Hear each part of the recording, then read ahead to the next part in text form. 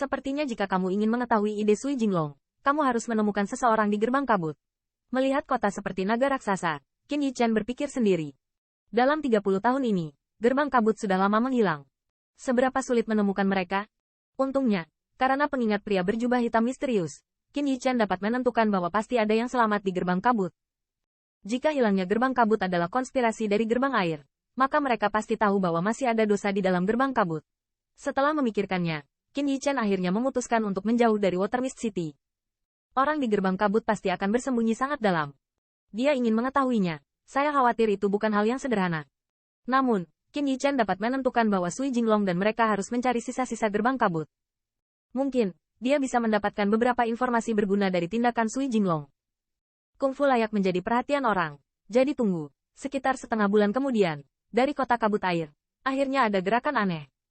Pada hari ini, hari sudah larut. Saat senja, di gerbang kota-kota Suiwu, sederet pasukan elit yang mengenakan baju besi perlahan keluar darinya. Di atas baju zirah mereka, kata, air, emas. Saat pusat kekuatan tentara dari 40-50 orang keluar, aliran orang di gerbang kota secara sadar menyerah. Nah, apakah ada gerakan? Melihat pemandangan ini, di pohon besar yang jauh, Qin Yichen, yang telah menonton gerakan itu, melirik sekilas ke matanya, sedikit menyapu pandangannya, dan akhirnya mendarat di tengah kerumunan. Di tengah tim ini, ada beberapa kotak hitam besar.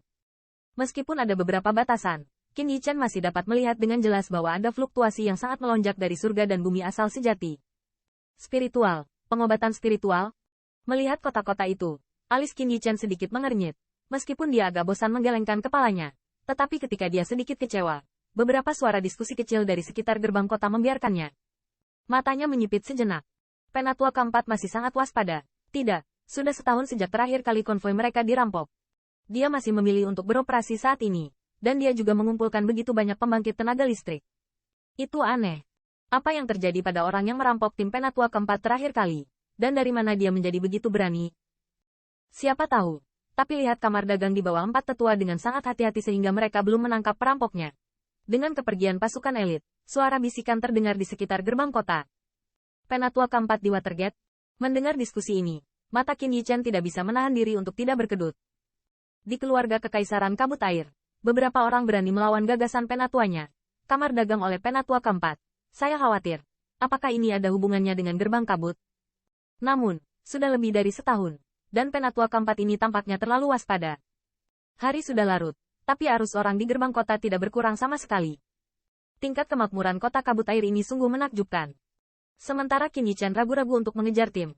Pupilnya tiba-tiba menyusut. Dan matanya diam-diam jatuh ke tempat gelap di luar gerbang kota beberapa li. Saat lautan manusia keluar, di sudut gelap kota Suiwu, ada sekelompok ratusan orang dan kuda yang diam-diam terkondensasi. Kumpulan pembangkit tenaga ini penuh dengan fluktuasi napas yang sangat keras, dan mereka semua adalah pembangkit tenaga suci. Apalagi tidak sulit melihat nafas yang memancar dari mereka. Pembangkit tenaga ini adalah elit yang dilatih melalui pertempuran berdarah. Dari awal hingga akhir pertemuan, tetapi usaha sesaat, segera mereka berubah menjadi sisa-sisa dan terbang keluar kota. Sepertinya bergerak. Melihat pemandangan ini, mata Qin Yichen menyipit sejenak, tubuhnya tiba-tiba menegang. Tetapi kali ini dia tidak mengejar, tetapi menyembunyikan napasnya. Dan 1/4 jam setelah pembangkit tenaga listrik pergi, dari gerbang kota, 3 siluet keluar lagi. Mereka seperti orang biasa, pergi dengan arus orang dari jalan lebar. Namun, pada saat mereka muncul, mata Qin Yichen memancarkan cahaya. Meski nafas ketiga orang itu tertutup dengan baik, dia masih merasakan rasa berbahaya dengan jelas.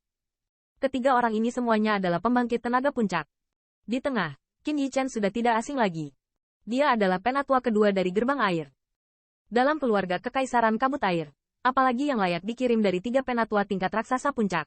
Melihat ke belakang ketiga orang itu, Qin Yichen berbisik di dalam hatinya. Tubuhnya bergerak, dan dia diam-diam mengikuti mereka.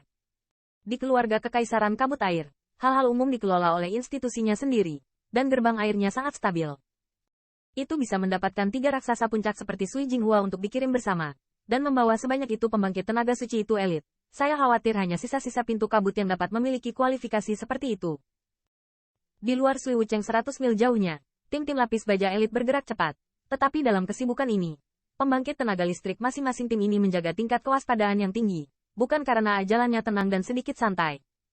Di sekitar jalan ini terdapat gunung-gunung tinggi. Di bawah tiupan angin dingin, Pepohonan di pegunungan berkedip-kedip seperti bayangan hantu. Dan dari waktu ke waktu terdengar suara binatang buas yang menakutkan. Jika itu adalah orang yang kurang nyali, di lingkungan yang suram ini, saya khawatir mereka akan ketakutan setengah mati. Namun, pembangkit tenaga tim ini jelas bukan milik orang-orang seperti itu. Mereka mengalihkan pandangan ke empat tempat. Selain wajah dingin, tidak ada ekspresi. Jelas, ini bukan pertama kalinya tim ini lewat di sini. Saat tim bergerak maju, pada saat tertentu, seorang senior suci di garis depan tiba-tiba melihat ke hutan yang jauh, dan segera alisnya sedikit mengernyit. Kekuatan dan pengalaman menjadi pemimpin pendamping tim ini tentunya jauh dari kata sebanding. Dia sangat menyadari bahwa angin halus terdengar agak tidak normal. Berhenti. Pembangkit tenaga suci mengangkat tangannya, dan kecepatan tim melambat. Beberapa dari kalian, lihat ke depan. Melihat hutan gunung bayangan hantu yang berkedip, alis pemimpin itu mengerutkan kening. Segera, gelombang telapak tangannya berteriak. Ya. Mendengar ini, di depan konvoi, 4 siluet bergegas maju dengan sangat diam-diam, bersiul menuju hutan pegunungan.